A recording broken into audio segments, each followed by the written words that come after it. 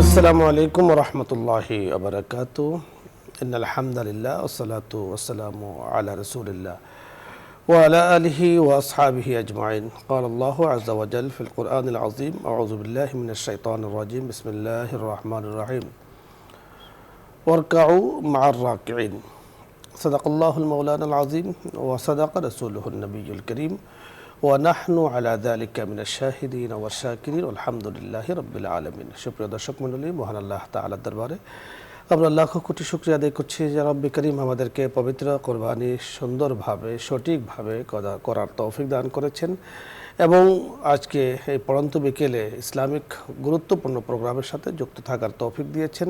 শুকরিয়া আদায় করছি ওই মহান রব্বুল আলামিনের, যিনি আমাদেরকে সুস্থ ভালো রেখেছেন। আলহামদুলিল্লাহ। আপনাদের সকলকে ধন্যবাদ জানাচ্ছি, মোবারকবাদ জানাচ্ছি নিউজ 24-এর লাইভ প্রোগ্রাম ইসলাম আমরা এই অনুষ্ঠানের পক্ষ থেকে। অনুষ্ঠানটি যেমনিভাবে এই পর্দায় দেখতে পাচ্ছেন, অনুরূপভাবে ক্যাপিটাল FM 94.8 এই চ্যানেলও শুনতে পাচ্ছেন।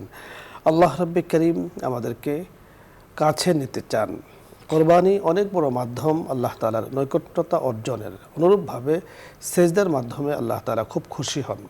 বান্দা যখন সেজদায় গিয়ে সুবহান রাব্বিয়াল আ'লা, সুবহান রাব্বিয়াল আ'লা, সুবহান রাব্বিয়াল আ'লা বলতে থাকে, রব্বে করিম খুব খুশি হন। বান্দা যখন রুকুতে গিয়ে সুবহান রাব্বিয়াল আযীম, সুবহান রাব্বিয়াল আযীম বলতে থাকে, রব্বে করিম খুব খুশি হন। এই সকল ইবাদতের মাধ্যমে রব্বে করিমের নৈকট্যতা অর্জন করা খুব সহজ হয়। তাই আল্লাহ রাব্বে করিমের নৈকট্যতা অর্জনের মাধ্যম নিয়ে আজকে আমরা কথা বলবো। কথা বলার জন্য যিনি আমাদের সাথে আছেন, আমি আপনাদের সাথে পরিচয় করিয়ে দিচ্ছি। বিশিষ্ট ইসলামী চিন্তাবিদ, লেখক এবং গবেষক, শিক্ষাবিদ ডক্টর মোহাম্মদ মহসিন উদ্দিন, অধ্যাপক, শান্ত মরিয়ম ইউনিভার্সিটি, উত্তরা, ঢাকা। সাথে আছি আমি আমজাদ হোসেন হেলালি। আসসালামু আলাইকুম। ওয়ালাইকুম আসসালাম ওয়া রাহমাতুল্লাহ। মুহতারাম, কেমন আছেন? আলহামদুলিল্লাহ, আপনি ভালো আছেন? আলহামদুলিল্লাহ, আল্লাহ তাআলা খুব ভালো রেখেছেন। আপনার কাছে আজকে আমরা শুনবো, আপনি জানেন যে আমরা কয়েকদিন আগে কোরবানি করেছি। কোরবানির মাকসাদও মুত্তাকি হওয়া, আর মুত্তাকি হওয়ার মাকসাদ হলো আল্লাহ পাকের নৈকট্যতা হাসিল করা। ঠিক অনুরূপভাবে নামাজের যে মাকসাদ, তাও আল্লাহ তাআলার নৈকট্যতা অর্জন করা। রোজার যে মাকসাদ, তাও আল্লাহ তাআলার নৈকট্যতা অর্জন করা। তো এই যে আল্লাহ পাকের নৈকট্যতা অর্জনের যে উপায়, মাধ্যমগুলো আছে, আমরা যদি জানতে পারি আমরা সেই অনুযায়ী আমল করার চেষ্টা করব। আপনার কাছে আমরা এই মাধ্যমগুলো, উপায়গুলো শুনব। ধন্যবাদ। বিশিষ্ট পরিচালক, প্রিয় দর্শক শ্রোতা, দেশের এবং দেশের বাইরের, কাছের এবং দূরের, আজকের অত্যন্ত গুরুত্বপূর্ণ বিষয়টি নিয়ে আমরা এখানে আলোচনায় বসেছি। আল্লাহ রব্বুল আলামিনের নৈকট্য লাভের উপায়। বিশ্বের সমস্ত মানুষের একমাত্র উদ্দেশ্য থাকা উচিত রব্বে করিম, সারে জাহানের সৃষ্টিকর্তা, আমার আপনার সকলের খালেক, মালিক, রিজিকদাতা, অন্নদাতা, হায়াত ও মৌতের মালিক, যার হাতে রয়েছে আমাদের কল্যাণ অকল্যাণের সব চাবিকাঠি, সেই রব্বে কারিমের কাছাকাছি পৌঁছার সর্বত চেষ্টা করা আল্লাহর অনুগত বান্দা হিসাবে সকলের দায়িত্বের ভিতরে পড়ে। আমরা এই দুনিয়ার জগতেও দেখি, যার কাছে যত ক্ষমতা, সেই ক্ষমতার কাছাকাছি থাকার জন্য প্রচুর মানুষ ঘুরঘুর করে। তার কাছে যাওয়ার জন্য বিভিন্ন উপায়, হেন কোনো পন্থা নেই যা না খুঁজে। এটা হলো দুনিয়াবি স্বার্থের জন্য। আর যেখানে হলো আপনার মুক্তির প্রশ্ন, জান্নাত এবং জাহান্নামের প্রশ্ন, সেখানে রব্বে কারিমের কাছে যাওয়ার উপায় খুঁজে বের করা, এটা আমারই দায়িত্ব এবং করতেই হবে, এর কোনো বিকল্প নেই। যারা আল্লাহ রব্বুল আলামিনের কাছে যাওয়ার চিন্তা করে এবং উপায় খুঁজে, তাদের প্রশংসায় আল্লাহ রব্বুল আলামিন বলেছেন, উলাইকাল্লাযীনা ইয়াদউনা ইয়াবতাগুনা ইলা রাব্বিহিমুল ওয়াসিলা আইয়ুহুম আকরাব ওয়া ইয়ারজুনা রাহমাতাহ ওয়া ইয়াখাফুনা আযাবাহ, ইন্না আযাবা রাব্বিকা কানা মাহযুরা। যারা আল্লাহ রব্বুল আলামিনের কাছে যায়, আল্লাহর কাছে যায়, তারা বলে, হে আমাদের রব, আপনি আমাদের জন্য উপায় খুঁজে বের করেন। আর উপায় খুঁজে তাদের প্রশংসায় আল্লাহ রব্বুল আলামিন বলেছেন, উলাইকাল্লাযীনা ইয়াদউনা ইয়াবতাগুনা ইলা রাব্বিহিমুল ওয়াসিলা আইয়ুহুম আকরাব ওয়া ইয়ারজুনা রাহমাতাহ ওয়া ইয়াখাফুনা আযাবাহ, ইন্না আযাবা রাব্বিকা কানা মাহযুরা। সূরা বনী ইসরাঈলে আল্লাহ বলছেন, যারা আল্লাহর নৈকট্য অর্জন করতে চায় তারা মাধ্যম খুঁজে। এরা আল্লাহর শাস্তির ভয় করে এবং আল্লাহর রহমতের আশা করে। এই ব্যক্তিবর্গের জন্য আল্লাহ রাব্বুল আলামিন ক্ষমা এবং তাদের জন্য রেখেছেন জান্নাতের সুখ ইত্যাদি। তো আল্লাহ রাব্বুল আলামিন এদের প্রশংসা করেছেন। আল্লাহ রাব্বুল আলামিনের প্রশংসার, আল্লাহ রাব্বুল আলামিনের নৈকট্য অর্জনের অনেকগুলি মাধ্যম এবং উপায় বিভিন্ন উলামায়ে কেরাম বর্ণনা করেছেন। মাদারিজুস সালিকিনে আল্লামা ইবনুল কাইয়িম রাহমাতুল্লাহি আলাইহি 6টি স্তর বর্ণনা করেছেন। তার ভিতরে সর্বোচ্চ স্তর হলো মালায়েকা আল মুকাররাবিনদের স্তর। ফেরেশতারা আল্লাহ রাব্বুল আলামিনের দাসত্ব অর্জনের মাধ্যমে আল্লাহ রাব্বুল আলামিনের অতি কাছে, অতি নিকটতম হয়ে যান। আল্লাহ রাব্বুল আলামিন বলেছেন, ওয়াল মালাইকাতুল মুকাররাবুন লা ইয়াস্তানকিফুল মাসীহু আইয়াকুনা আবদাল লিল্লাহি ওয়াল মালাইকাতুল মুকাররাবুন ওয়া মান ইয়াস্তানকিফ আন ইবাদাতিহি ওয়া ইয়াস্তাকবির ফাসায়াহশুরুহুম ইলাইহি জামিআ। হযরত ঈসা আলাইহিস সালাতু ওয়াস সালামের প্রশংসা আল্লাহ বলছেন যে ঈসা সে আল্লাহর ইবাদত করতে কখনোই তিনি লজ্জাবোধ করেন না এবং আল্লাহর নিকটতম ফেরেশতারাও লজ্জাবোধ করেন না। যারা আল্লাহর ইবাদত করতে লজ্জাবোধ করে, আমা ইয়াস্তানকান ইবাদাতিহি ফাসায়াহশুরুহুম ইলাইহি জামিআ, তাদেরকে তো আমি জাহান্নামে একত্রিত করব। আল্লাহ রাব্বুল আলামিন হযরত মূসা আলাইহিস সালাতু ওয়াস সালামের প্রশংসা করতে গিয়ে বলছেন তিনি আল্লাহর নিকটতম নবী ছিলেন। দ্বিতীয় স্তরে হলো নবী, প্রথম স্তর হলো আল্লাহর ফেরেশতা, তৃতীয় স্তর হলো সিদ্দিকিন ও শুহাদা ও সালিহিন। তো দ্বিতীয় স্তরে হলো নবীগণ। তো নবীদের প্রশংসা আল্লাহ রাব্বুল আলামিন বলছেন হযরত মূসা আলাইহিস সালামের ওয়া কানা ইনদাল্লাহি ওয়াজিহা, তিনি আল্লাহর কাছে অনেক সম্মানিত। হযরতে মূসা আলাইহিস সালাতু ওয়াস সালামের প্রশংসা আল্লাহ রাব্বুল আলামিন বলেছেন। আর সবচেয়ে নিকটতম নবী আল্লাহ রাব্বুল আলামিনের আমাদের সাইয়্যিদানা মুহাম্মদুর রাসূলুল্লাহ সাল্লাল্লাহু আলাইহি ওয়াসাল্লাম। কেননা আল্লাহ রাব্বুল আলামিনের প্রিয় হওয়ার কারণেই তাকে আল্লাহ পাক আরশে মুআল্লায় ডেকে নিয়েছিলেন মেরাজের রজনীতে। ফাকানা কাবা কাউসাইনি আও আদনা, কাবা তীর এবং ধনুকের মতো কাছাকাছি হয়ে গিয়েছিলেন, আল্লাহর নৈকট্য অর্জন করেছিলেন। তো আমি যে 6টি দরজার কথা বলছিলাম তার ভিতরে নম্বর 1 হলো তওবা। তওবা করার মাধ্যমে আল্লাহ রাব্বুল আলামিনের নৈকট্য অর্জন করা যায়। আল্লাহ রাব্বুল আলামিন বলেছেন, ফাস্তাগফিরুহু সুম্মা তুবু ইলাইহি ইন্নাহু করিবুম মুজিব, তোমরা আল্লাহর ইস্তিগফার করো এবং তওবা করো, তাহলে আল্লাহ রাব্বুল আলামিনের নিকটতম হতে পারবে। তিনি অত্যন্ত নিকটে এবং তিনি তোমাদের তওবা কবুল করবেন। আল্লাহ রাব্বুল আলামিনের নৈকট্য অর্জনের দ্বিতীয় স্তর হলো ইহসান।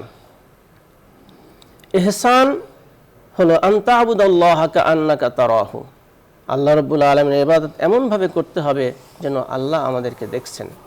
এই অনুভূতি নিয়ে অন্তরে এই অনুভূতি জাগ্রত করার মাধ্যমে আল্লাহ রাব্বুল আলামিনের ইবাদতে মগ্ন হওয়া,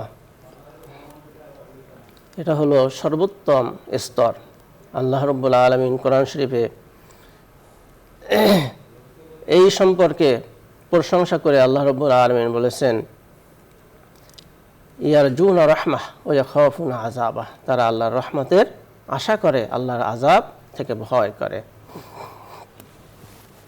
আল্লাহ রাব্বুল আলামিন বলছেন, আল্লাযীনা লিল্লাযীনা আহসানুল হুসনা ওয়া জিয়াদা, যারা ইহসান বা উত্তম কাজ করে তাদের জন্য রয়েছে হুসনা অর্থাৎ জান্নাত, এবং জিয়াদা অতিরিক্ত একটি বিষয় রয়েছে, সেটা হলো আল্লাহর দিদার।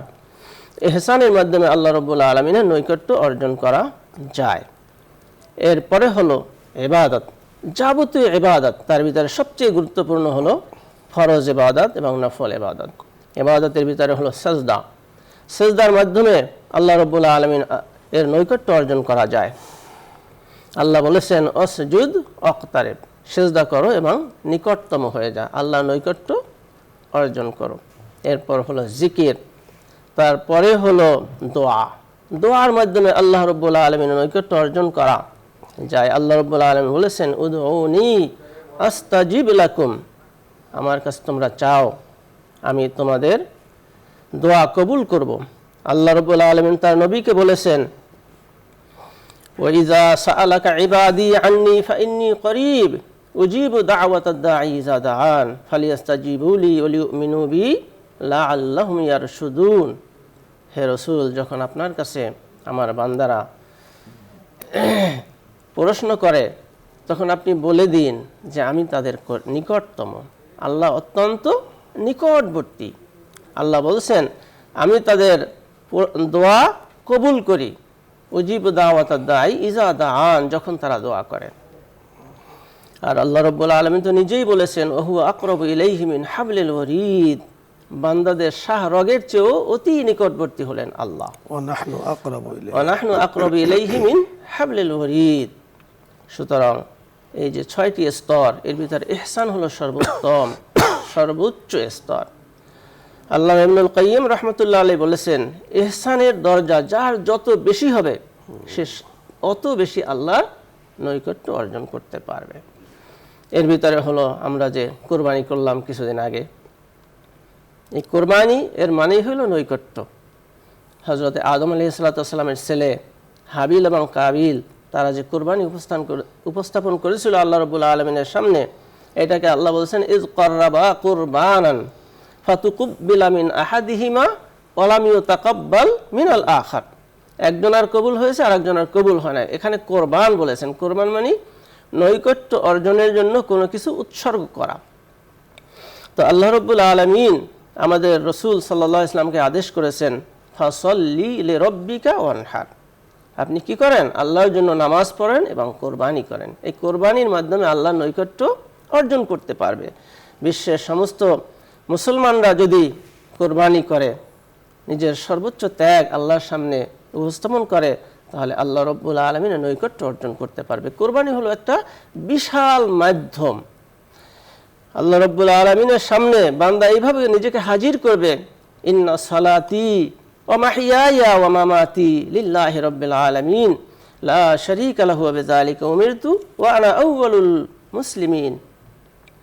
যে আমার নামাজ, আমার রোজা, আমার কোরবানি, আমার হজ, আমার যাকাত সব ইবাদত আল্লাহর জন্য। হ্যাঁ, আমরাও হলাম রব্বুল আলামিনের জন্যই নিবেদিত। সুতরাং এইভাবে যদি কোরবানি উৎসর্গ করা হয়, আল্লাহ রব্বুল আলামিনের নৈকট্য অর্জন করা যায়। আল্লাহ রব্বুল আলামিন বলেছেন, লা ইয়ানালাল্লাহু লুহুমুহা ওয়ালা দিমাউহা ওয়ালাকিন ইয়ানালুহুত তাকওয়া মিনকুম। মুফতি সাহেব, আপনি বড় সুন্দর বলছিলেন যে আল্লাহ তাআলার নৈকট্যতা অর্জনের যে মাধ্যমগুলো আছে সেগুলোর ক্ষেত্রে আপনি 6টি বিষয় উল্লেখ করেছেন। এখানে আমরা হযরত ইব্রাহিম আলাইহিস সালাতু ওয়াস সালামের সে ঐতিহাসিক স্বপ্নের কথা যদি আমরা আলোচনা করি, আল্লাহ রাব্বুল আলামিন ওনাকে সরাসরি বলেননি ইসমাইলকে কোরবানি করার জন্য। আল্লাহ তাআলা ওনাকে বলেছেন, তোমার প্রিয় বস্তু কোরবানি করো। যার কারণে পরের দিন উঠে উনি 100 উট কোরবানি করেছেন। সেটা আল্লাহ তাআলা গ্রহণ করেননি। আবারও একই স্বপ্নে দেখেছেন, পরের দিন 100 বকরি কোরবানি করেছেন, সেটাও পছন্দ হয়নি। তো পরের দিন আবারও একই স্বপ্ন দেখেছেন, তো আবারও 100 দুম্বা কোরবানি করেছেন। 3 দিন কোরবানি করার পরে আল্লাহ রাব্বুল আলামিন আসলে প্রিয় বস্তু যারা, ওনাদেরকে কিন্তু বিভিন্নভাবে ছানবিন, বিভিন্নভাবে পরীক্ষা নিরীক্ষা করে কিন্তু গড়ে তোলেন। হযরত ইব্রাহিম আলাইহিস সালাতু ওয়াস সালাম 3 দিন কোরবানি করেছেন, তারপরে একই স্বপ্ন দেখেছেন। তো আল্লাহ তাআলা এই স্বপ্নের ব্যাখ্যা নিজে উনি করেছেন যে আমার কাছে সবচাইতে প্রিয় বস্তু কোনটি। তোরে চিন্তা করে বের করেছেন, আমার কাছে সবচাইতে প্রিয় হলো আমার ইসমাইল সন্তান আলাইহিস সালাতু ওয়াস সালাম। যে বহু দোয়া, বহু কাকুতি মিনতি, আবেদন নিবেদনের পরেই আল্লাহ তাআলা হযরত ইসমাইলকে দান করেছেন। এবং আল্লাহ তাআলা ওনাকে যে শুভ সংবাদ দিয়েছেন সন্তানের, বলেছেন ফাবাশশারনাহু বিগুলামিন হালিম, ধৈর্যশীল, তোমাকে এমন একটি সন্তান দান করব যে গোলামে হালিম হবে, ধৈর্যশীল বান্দা হবে, ধৈর্যশীল গোলাম হবে। হযরতে ইব্রাহিম আলাইহিস সালাতু ওয়াস সালাম স্বপ্নের ব্যাখ্যা নিজেই করে সন্তানকে প্রস্তাব দিয়েছেন জি যে আমি আন্নী আযবাহুকা, ইন্নী রাআইতু ফিল মানাম আন্নী আযবাহুকা, আমি তোমাকে তো কোরবানি করছি।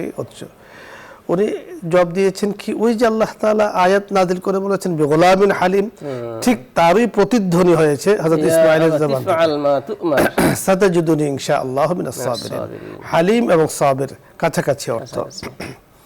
তো এখানে ইসমাঈল আলাইহিস সালাতু ওয়াস সালামের যে ঐতিহাসিক সেই জীবন উৎসর্গ করা, উনিও প্রস্তুত হয়েছেন। হযরত ইব্রাহিম আলাইহিস সালাতু ওয়াস সালাম তিনিও প্রস্তুত। পিতা পুত্র উভয়জনই আল্লাহ পাকের প্রশংসা, আল্লাহ তাআলার গুণকীর্তন করে আল্লাহ পাকের হুকুম পালন করতে যাচ্ছেন। তো আল্লাহ রাব্বুল আলামিনের কাছে ওনারা তো এই কাজটি করেছেন মূলত আল্লাহ পাকের নৈকট্যতা অর্জন, যে আমার প্রভু, আমার মালিক, আমার খালেক আমাকে চাচ্ছেন। একজনকে বলেছেন তোমার পুত্রকে উৎসর্গ করো, আরেকজনকে বলেছেন তোমার জীবনকে উৎসর্গ করো। দুইজনেই যখন পুত্র এবং জীবন উৎসর্গ করার জন্য প্রস্তুতি নিয়েছেন, তখন আল্লাহ তাআলা বলেছেন ইন্না কাযালিকা নাজিল মুহসিনিন, যে যারা, আপনি যেমনটি বলেছেন যে ইহসানের যে ব্যাখ্যা আপনি করেছেন, যে সর্বোচ্চ স্তর হলো ইহসান, আর যিনি ইহসান করেন তিনি কিন্তু মুহসিন। তো এই যে মুহসিনদের পুরস্কার আল্লাহ তাআলা এমনই দিয়ে থাকেন। ইব্রাহিম আলাইহিস সালাম কি দিয়েছেন? ওনার পরিবারের মধ্যে ইন্নী জাইলুকা লিন-নাসি ইমামা, আল্লাহ পাক ঘোষণা দিয়েছেন যে তোমার পরিবারের মধ্যে আমি যুগ যুগ ধরে আমি ইমাম বানাবো। এবং সাইয়্যিদুল মুরসালিন কিন্তু ওনার পরিবার থেকে আসছে। ইব্রাহিম আলাইহিস সালাম পরে বলেছেন কালা ওয়া মিন যুররিয়্যাতি ইন্নী জাইলুকা লিন-নাসি ইমামা, বলেছেন যে আমি তোমাকে ইমাম বানাবো। আল্লাহ তাআলা যখন দেখেছেন যে আমাকে ইমাম বানিয়েছেন, আমার পরিবারের সদস্য আল্লাহ এর মধ্যে থেকে ইমাম বানান, তিনি আবেদন করেছেন ওয়া মিন যুররিয়্যাতি, আল্লাহ আমার পরিবারের মধ্যে থেকে এই ইমামের ধারা যদি চলে ভালোই হয়। আল্লাহ তাআলা পরে বলেছেন তোমার পরিবারের থেকে হবে, তবে পরিবারের মধ্যে যারা জালেম তারা কিন্তু এই হুকুমের অন্তর্ভুক্ত না, লা ইয়ানালু আহাদিজ জালিমিন। তো আপনি যে বিষয়গুলো আলোচনা করেছেন বড় চমৎকার। ইহসানের যে স্তর আপনি বয়ান করেছেন, ইব্রাহিম আলাইহিস সালাতু ওয়াস সালাম ওই স্তরে পৌঁছার কারণে আল্লাহ তাআলা কিন্তু ওনাকে মুহসিন ঘোষণা দিয়েছেন। এবং ইব্রাহিম আলাইহিস সালাতু ওয়াস সালাম যেভাবে ইহসানের সর্বোচ্চ স্তরে অধিষ্ঠ হয়েছেন, যার কারণে ওনার জন্য আগুনও ঠান্ডা হয়ে গিয়েছে। মহা বড় বড় পরীক্ষায় ওনার কাছে একেবারে সহজ মনে হয়েছে। কত ধরনের পরীক্ষা আল্লাহ তাআলা করেছেন, 10টা পরীক্ষা এমন করেছেন যে এখন থেকে নিয়ে কিয়ামত পর্যন্ত তাম দুনিয়ার মানুষকে যদি একটা পরীক্ষা বন্টন করে দেওয়া হয়, অর্থাৎ ইব্রাহিম আলাইহিস সালামের একটা পরীক্ষা সমপরিমাণ হবে না। এত কঠিন পরীক্ষা আল্লাহ তাআলা নিয়েছেন। উনি 100% একদম হাসি মুখে সব বরণ করেছেন।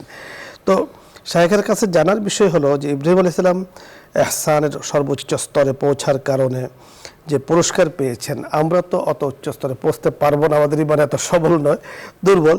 তো আমরা যদি চেষ্টা করি আমরা কি পাবো পুরস্কার? আমরা যদি ইহসানের সর্বোচ্চ স্তরে যেতে চাই, তাহলে আমাদের এই কাজগুলো করতে হবে, ইবাদতে আত্মনিয়োগ করতে হবে, আল্লাহর কাছে তওবা করতে হবে, ইস্তেগফার করতে হবে, সিজদায় অবনত হতে হবে। কারণ সিজদা এমন একটা জিনিস যার মাধ্যমে আল্লাহর নৈকট্য অর্জন করা যায়। তো আমরা যদি এই সর্বোচ্চ ইহসানের পরাকাষ্ঠা আল্লাহ রাব্বুল আলামিনের সামনে পেশ করতে পারি, তো আল্লাহ রাব্বুল আলামিনও আমাদেরকে প্রতিদান দান করবেন। ইন্নামা ইউওয়াফাস সাবিরুনা আজরাহুম বিগাইরি হিসাব, আল্লাহ বলছেন যারা ধৈর্যশীল তাদের জন্য বেহিসাব আল্লাহ পুরস্কার দিয়ে থাকেন। আবার আল্লাহ রাব্বুল আলামিন বলেন কাযালিকা নাজজিল মুহসিনিন, যারা ইহসানের সর্বোচ্চ স্তরে উঠবে তাদের এইভাবেই আমি পুরস্কৃত করে থাকি। তো আল্লাহ রাব্বুল আলামিন আমাদেরকে পুরস্কৃত করবেন জান্নাতের মাধ্যমে, দুনিয়ায় সুখ সমৃদ্ধি দান করার মাধ্যমে, সন্তান সন্ততিতে বরকত দিয়ে, ধন সম্পদ বাড়িয়ে, নেক হায়াত দিয়ে, পরিবারে শান্তি দিয়ে। মানুষ তো সবাই শান্তি শান্তি খুঁজে, এর মাধ্যমে শান্তি আসতে পারবে। অন্য পন্থায় শান্তি কখনোই আসা সম্ভব নয়। হ্যাঁ, আপনি যথার্থ বলেছেন, অন্য কোনো পন্থায় শান্তি আসা সম্ভব না। শান্তির জন্য আসলে শান্তি যে বিষয়টি, এটা ব্যক্তি হিসেবে আমরা সকলেই চাই। একজন শিশু সে কিন্তু শান্তি কামনা করে। শিশু যখন ঘুমিয়ে থাকে, যখন তার শরীরটা একটু ভালো লাগে তখন সে কিন্তু হাসে, আর যখন তার কাছে অশান্তি লাগে তখন সে কিন্তু কান্না করে। তাহলে শান্তি, সুখ, শান্তি, অশান্তি সেটা একজন শিশুও বুঝে। সঠিক। ঠিক এর থেকে বড় যখন আস্তে আস্তে হয় তখন শান্তির জায়গাটা সকলে কিন্তু বুঝে। আমরা এই এর থেকে বিপরীত যদি আমরা অন্যান্য প্রাণীর কাছেও চলে যাই তাহলে ওরাও কিন্তু শান্তির জায়গাটা বুঝে। আপনি দেখবেন যে একটা গরু, আপনি তাকে যদি রাগান্বিত করেন তো সে আপনাকে হয় লাথি মারবে অথবা গুতা মারবে, একটা কিছু করবে। আর যখন ওর গলায় গিয়ে আপনি আস্তে করে হাতটা বুলিয়ে দিবেন, ওর শরীরে হাতটাকে আস্তে করে বুলিয়ে দিবেন, তখন সে কিন্তু আপনার হয়ে যাবে, প্রশান্তি আসবে, সে আপনার হয়ে যাবে। এবং তখন আপনি তাকে যা ইচ্ছে তাই করতেছেন, সে কোনো প্রতিবাদ করে না। হিংস্র প্রাণী বাঘ, হিংস্র প্রাণী সাপ, হিংস্র প্রাণী সিংহ, হিংস্র প্রাণী অন্যান্য জন্তু, এরাও কিন্তু শান্তির খোঁজে। যেখানে শান্তি পায় সেখানে তার যেই তেজস্বতা, তার যে আক্রমণাত্মক পদক্ষেপ সেটাকে কিন্তু সে দমিয়ে রাখে। কেন দমিয়ে রাখে? যে সে শান্তি আছে, শান্তি পাচ্ছে। শান্তির জন্য কিন্তু সবকিছু করা। মানুষের শান্তির জন্য এক একজনে এক এক ফর্মুলা দিয়েছেন, এক একজনে এক এক পন্থাবাদ দিয়েছেন। রাসূল আকরাম সাল্লাল্লাহু আলাইহি সাল্লাম যে পন্থা বলেছেন, আল্লাহ তাআলা কোরআনে নাজিল করে আয়াতের মাধ্যমে আমাদেরকে যে পন্থাগুলো বলে দিয়েছেন, সেটা এক আয়াত আল্লাহ তাআলা বলেছেন, আলা বিযিকরিল্লাহি তাতমাইন্নুল কুলুব, যে মুমিনের জিকির, মানুষের জিকির অন্তরের প্রশান্তি। শেখ, আপনার কাছে আমরা এখন জানবো যে অন্তরের প্রশান্তি জিকিরের মাধ্যমে হয়, অশান্তি কেন হয়? অশান্তি আসে মানুষের আল্লাহর স্মরণ থেকে দূরে সরে গেলে, পাপে লিপ্ত হলে। পাপ এবং অতিরিক্ত চাওয়া, অল্পে তুষ্টি না হয়ে বেশি প্রাপ্তির আকাঙ্ক্ষা, ক্ষমতার লোভ মানুষের অন্তরের ভিতরে প্রশান্তি দূর করে দেয় অন্তর থেকে। মানুষ তখন নৈরাশ্যতায় ভুগে, মানে শুধু ক্ষমতার নয়, মালের লোভ, সন্তানের লোভ, অথবা ক্ষমতা, যে অনেক কিছুরই মানে লোভ বিষয়টা আর কি। জি জি শেখ। যেমন আমাদের একজন বলেছেন যে রাসূল আকরাম সাল্লাল্লাহু আলাইহি ওয়াসাল্লাম হাদিসে নিষেধ করেছেন, লা হাসাদা ইল্লা ফি ইসনাইন, শরীয়তে হিংসা কি না বগজ জায়েজ নেই। দুই জায়গাতে জায়েজ আছে, সেটা অন্য আলোচনা। তো যিনি হিংসুটে, যার ভিতরে হিংসার ভাব আছে, তো এই হিংসাটা যতটুকু তার হিংসা করার কারণে যাকে হিংসা করছে তার যত ক্ষতি করবে, তার থেকে বেশি কিন্তু সে নিজে ক্ষতিগ্রস্ত হচ্ছে। কারণ হিংসার আগুন এত মারাত্মক যে হিংসার আগুন দাউ দাউ করে জ্বলতে থাকে আর ওকে জ্বালাতে থাকে। হিংসুক যাকে হিংসা করছে তার কাছে পৌঁছতে পারে, নাও পৌঁছতে পারে। তাহলে এই যে অশান্তির, ইন্নাল হাসাদা ইয়াকুলুল হাসানাত কামা তাকুলুন নারুল হাতাবা। যেমন আপনি যেমনটি বলেছেন যে হিংসাটার কারণে অন্তরে সবচেয়ে বেশি অশান্তি জাগ্রত হয়। হিংসার বিষয়টা সারাক্ষণই সে কিছু না কিছু তালাশ করতে থাকে, কাউকে না কাউকে হিংসা করতে থাকে। তাহলে একজন মানুষের পতনের প্রধানতম যে কারণগুলো আমরা খুঁজে পাই, আল্লাহ রাসূল সাল্লাল্লাহু আলাইহি ওয়াসাল্লাম আমাদেরকে জানিয়ে দিয়েছেন, হিংসা, গীবত, তারপরে অহংকার ইত্যাদি। আর এগুলো তৈরি হয় আসলে মূলত লোভ, লালসা ইত্যাদির কারণে, যা কোরআন এবং সুন্নাহর মধ্যে সম্পূর্ণরূপে নিষেধ করা হয়েছে। যে বিষয়টি নিয়ে আমরা আলোচনা করছিলাম, আপনি বলেছেন যে ওয়াল মালাইকাতুল মুকাররাবুন, ফেরেশতারা আল্লাহ তাআলার নৈকট্যভাজন, আল্লাহ তাআলা তাদেরকে নৈকট্য বানিয়েছেন, তাদের এছাড়া তাদের কিন্তু আর কোনো উপায় নেই। কিন্তু মানবকে আল্লাহ তাআলা দুটি রিপু দিয়ে তৈরি করেছেন, সে গুনাহও করতে পারে, সওয়াবের কাজও করতে পারে। এখন সে গুনার কাজটাকে প্রতিহত করে যখন সওয়াবের কাজে দাবিত হয়, তখন তার পুরস্কারটা কি ফেরেশতাদের থেকে বেশি নয়? আপনার কাছে আমরা শুনবো এই সম্পর্কে। যেহেতু মানুষ ভালো মন্দ বিবেক দিয়ে বিচার করতে পারে, আর ফেরেশতারা হলো রোবটের মতন, তার ভিতরে ভালো মন্দ বিচার করে সে অনুযায়ী কাজ করার সুযোগ তাদের নেই, আর মানুষের আছে।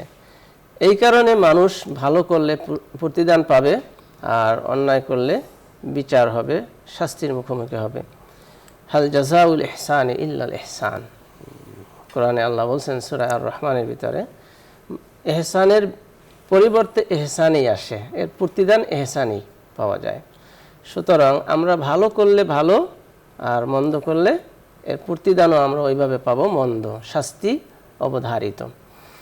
তো মানুষ যেহেতু আশরাফুল মাখলুক, মানুষের ভিতরে আল্লাহ রাব্বুল আলামিন দুই ধরনের রিপুই দিয়েছেন, ভালো এবং মন্দ বোঝার বিবেক দিয়েছেন। সে বিবেককে কাজে লাগিয়ে আমাদেরকে সৎ পথে চলতে হবে।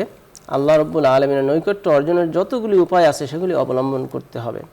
বর্তমান সময়ে আমাদের অসংখ্য হাজিরা কাবা শরীফে এবং আরাফার ময়দানে, মুজদালেফায়, সাফা মারোয়ার মাঝে তারা আছেন। একমাত্র উদ্দেশ্য হলো আল্লাহকে পাওয়া, আল্লাহর নৈকট্য অর্জন করা। এখানে কাবা শরীফের আশেপাশে তওয়াফ করা, সাফা মারোয়া পাহাড়ের ভিতরে যে সাই করা, এটা বাহ্যিকভাবে দেখলে এমন কোনো মনে হয় না আমলটা, কিন্তু আনুগত্য। রব্বুল আলামিন তার প্রিয় বান্দা, তার প্রিয় বান্দি হযরত হাজিরা আলাইহিস সালাতু ওয়াস সালাম এটা করেছেন।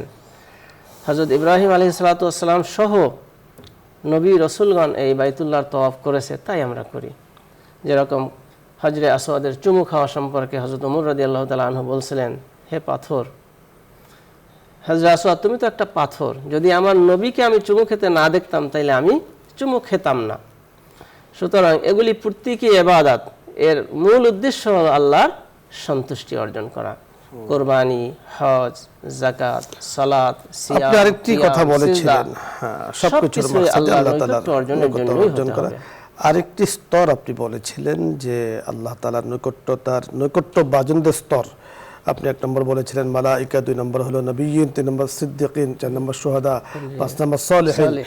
তো এই যে আমরা সিদ্দিক হতে চাই, তো সিদ্দিকিন হওয়ার জন্য, কারণ ফেরেশতা হওয়া তো সম্ভব নয়, নবী স্তর বন্ধ হওয়া সম্ভব নয়, তাহলে আমরা সত্যবাদী হতে চাই, হতে পারবো, সিদ্দিক হতে পারবো, সালেহ হতে পারবো। তো এই 3টা কাজ, এই 3টা স্তরে পৌঁছার জন্য আমাদের কি কি করা দরকার? ওই একই কথা, সিদ্দিক হতে হলে আমাদের দ্বীন ইসলামের যাবতীয় বিধান মান্য করতে হবে, রাসূলের দেওয়া সুন্নাহর উপরে আমাদের চলতে হবে। ওয়াকুনু মা'আস সাদিকিন, সত্যবাদীদের সঙ্গ গ্রহণ করতে হবে, সালেহিনদের সঙ্গ গ্রহণ করতে হবে। সালেহিন কি কাজ করে সালেহ হয়েছেন? বলা হয় যে তোমরা সালেহ তোরা সালেহ কুনাত, সোহবতে সালেহ তোরা সালেহ কুনাত, সোহবতে তালেহ তোরা তালেহ কুনাত। তো সৎ লোকের আমরা সঙ্গ গ্রহণ করব, তারা যেইভাবে আল্লাহ রাব্বুল আলামিনকে সন্তুষ্ট করেছেন, রাজি খুশি করেছেন, রাত জেগে ইবাদত করেছেন, জিকির, আজকার, তাসবিহ, তাহলিল পড়েছেন এবং ইবাদতে তারা আত্মনিয়োগ করেছেন। আমাদের সামনে ওইভাবে ইবাদতে আত্মনিয়োগ করা উচিত। ধন্যবাদ আপনাকে। রাহমাতুল্লাহ আলাইহি সহ অসংখ্য ওলিয়া ওলিয়াদের, তারা সালেহিনদের অন্তর্ভুক্ত হয়েছেন। আপনাকে ধন্যবাদ, সুন্দর আলোচনা করেছেন। দর্শক সালেহিন ওয়ালাস্তু মিনহুম লাআল্লাল্লাহ ইয়ারযুকুনি সালাহ, সুন্দর আপনি বলেছেন। মুহতারাম, আপনাকে ধন্যবাদ। ধন্যবাদ। দর্শক মণ্ডলী, আজকে আমরা অনেক সুন্দর সুন্দর আলোচনা করছিলাম। আমাদের মুহতারাম ডক্টর মোহাম্মদ মুহসিন উদ্দিন সাহেব মাশাআল্লাহ আলোচনা শুরু করেছেন। মনে হচ্ছে যে ভান্ডারে এত বেশি আছে যে আমাদেরকে যতটুকু শুনিয়েছেন আরও অনেক অনেক ভেতরে আছে। আল্লাহ তাআলা ওনাকে তৌফিক দান করুন। আমরা শুনবো, ইনশাআল্লাহ জানবো, বুঝবো। যতটুকু আলোচনা হয়েছে আল্লাহ পাক আমাদেরকে বোঝার তৌফিক দান করুন। ভালো থাকুন, সুস্থ থাকুন। কোরবানের ঈদ আমরা উদযাপন করছি। আল্লাহ তাআলা ঈদকে আমাদের জন্য দিয়েছেন। আমরা আল্লাহ তাআলা এই হাদিয়াকে যথাযথতা গ্রহণ করতে পারি এবং তা যেন আমাদের পরকালে আনন্দের কারণ হয়। আল্লাহ তাআলা সেভাবে কবুল করুন। ভালো থাকুন, আগামী অনুষ্ঠানের সাথে থাকুন। এসব ব্যক্ত করে আজকের মতো বিদায় নিচ্ছি। আসসালামু আলাইকুম ওয়া রাহমাতুল্লাহি ওয়া বারাকাতুহু। দোয়া হবে, দরুদ ইস্তিগফার পাঠ করি। আস্তাগফিরুল্লাহ রাব্বি মিন কুল্লি যামবিন ওয়া আতুবু ইলাইহি লা হাওলা ওয়া লা কুওয়াতা ইল্লা বিল্লাহিল আলিয়্যিল আযীম। আল্লাহুম্মা সাল্লি আলা সাইয়্যিদিনা মুহাম্মাদ ওয়া আলা আলি মুহাম্মাদ কামা সাল্লাইতা আলা ইব্রাহিম ওয়া আলা আলি ইব্রাহিম إنك حميد مجيد. اللهم بارك على محمد وعلى آل محمد كما باركت على إبراهيم وعلى آل إبراهيم إنك حميد مجيد. الحمد لله رب العالمين. كريما ببخشا إبرحالما کہ ہستم اسیرے کمندے ہوا. کریمہ ببخش ابرحال ماں کہ ہستم اسیرے کمندے ہوا. नदारे में गैरज तो फरियाद रस तो आसियारा खता बख्शो बस निगाहदार माराज राहे खता खता दर गुजारो सवाब नुमा। या अल्लाह, শয়তান বিভিন্ন ভাবে ধোঁকা দিয়ে আমাদেরকে গুনার জালে আবদ্ধ করে রেখেছে গো মাবুদ। মেহেরবানি করে শয়তানের ধোঁকা থেকে আপনি আমাদেরকে হেফাজত করেন। ইয়া আল্লাহ, গুনাহগারদের গুনাহগুলোকে আপনি ক্ষমাকারী, মেহেরবানি করে গুনাহগুলোকে ক্ষমা করে দিয়ে সঠিক রাস্তায় চলার তৌফিক দান করেন। মাওলাই করিম, ইয়া আল্লাহ, আমাদের গুনাহে জর্জরিত আমাদের জীবন, মাওলাই করিম, পা থেকে নিয়ে মাথায় পর্যন্ত ডাইনে বামে গুনাহে ভর্তি। মাওলাই করিম, আমরা স্বীকার করছি গো মাবুদ, মেহরবানি করে আপনি মাফ করে দেন। গুনাহগার হাম গুনাহগার, তো হে কাদের জলিলুল্লাহ নিগাহদার। ইয়া আল্লাহ, গুনাহগারদের গুনাহগুলোকে আপনি ক্ষমা করতে পছন্দ করেন। মাওলাই করিম, মেহরবানি করে আমাদের গুনাহগুলোকে মাফ করে দিয়ে ইয়া আল্লাহ আপনার মুকাররাবিনদের অন্তর্ভুক্ত আমাদেরকে করে দেন।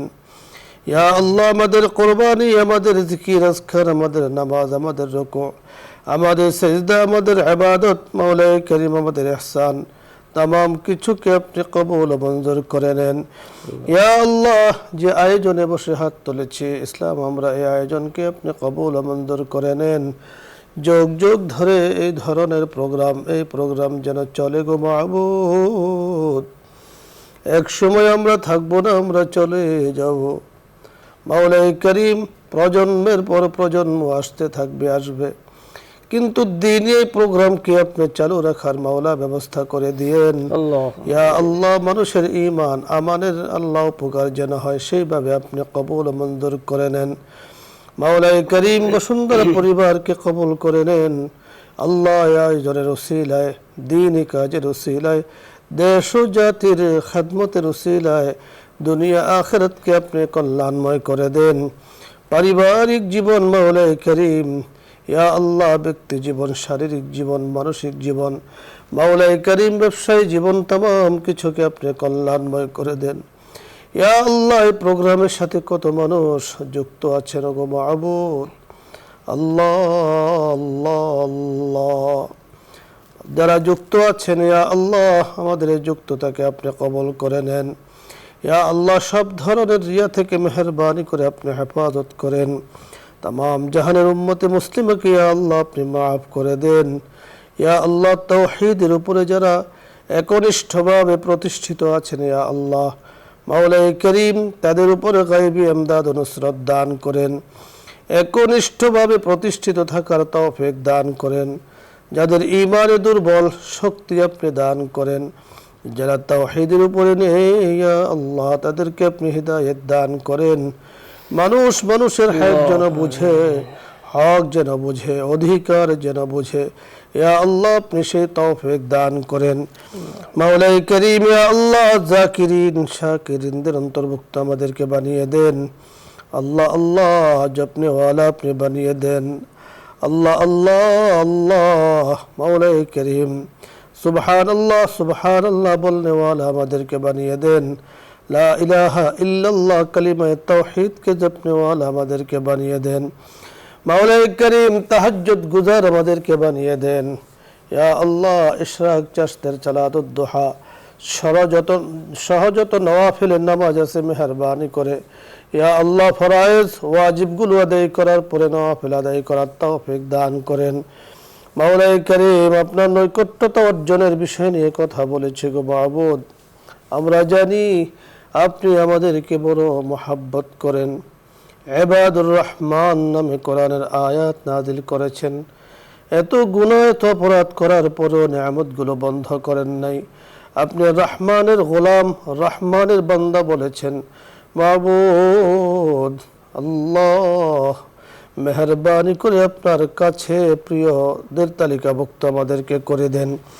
ইয়া আল্লাহ, ময়দানে মাহশারে যেদিন কেউ কাউকে ছায়া দেবে না, কেউ কাউকে আশ্রয় দিবে না ইয়া আল্লাহ।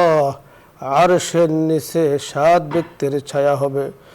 মাওলাই করিম মেহেরবানি করে ওই ছায়ার নিচে আমাদেরকে যাওয়ার তৌফিক দান করেন। মাওলাই করিম ইয়া আল্লাহ, সৌকে জান্নাত, জান্নাতে বাজারে মাওলাই করিম জান্নাতীরা যাবে মাবুদ। আল্লাহ আপনার দিদার নসিব হবে, মেহরবানি করে আমাদের জন্য সে ফয়সালা করে দেন। और गलमा जितनी नेमत है तो सबसे बढ़कर नेमत है दीदार। तो मौला करीम अपना नेमत अपना दीदार चाই, মেহেরবানি করে আমাদের জন্য সেই ফয়সালা করে দেন। ইয়া আল্লাহ, যেদিন যে সময় এই জগৎ ছেড়ে মৌলা করিম জগতের মায়া রেখে আমরা আপনার ডাকে সাড়া দিব, ওই মুহূর্তে আমাদের জবানে এইভাবে কালিমা চালু করে দিয়েন, লা ইলাহা ইল্লাল্লাহু মুহাম্মাদুর রাসূলুল্লাহ।